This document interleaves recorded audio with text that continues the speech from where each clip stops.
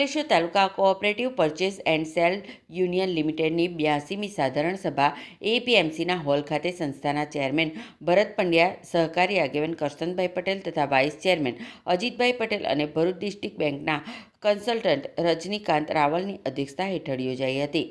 આ સાધારણ સભામાં એજન્ડાના તમામ કામોને સભાસદો દ્વારા સર્વાનુમતે મંજૂર કરવામાં આવ્યા હતા।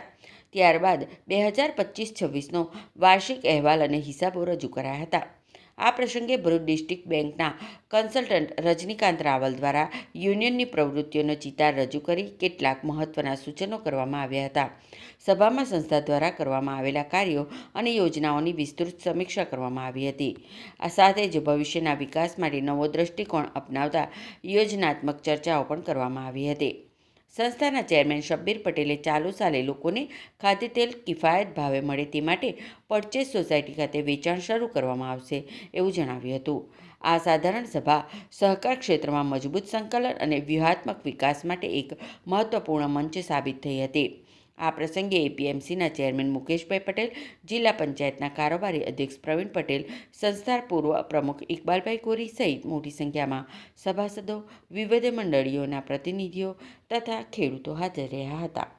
અંકલેશ્વર તાલુકા કોઓપરેટિવ પરચેસ એન્ડ સેલ યુનિયનના સાધારણ સભા જે યોજાઈ હતી તેમાં સહકારી આગેવાનો, ખેડૂત મિત્રો તેમજ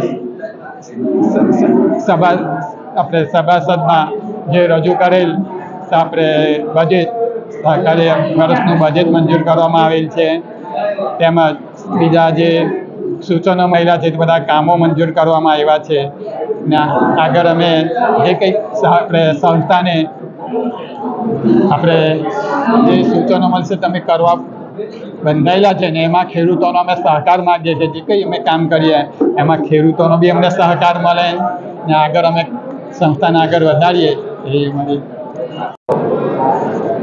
અંકલેશ્વર તાલુકા સંઘની આજે સાધારણ સભા હતી, એમાં નફો અને નુકસાન દરેક વસ્તુની ચર્ચા થઈ અને સભાસદો મિત્રો હાજર રહ્યા એટલે એમનો આભાર માનું છું।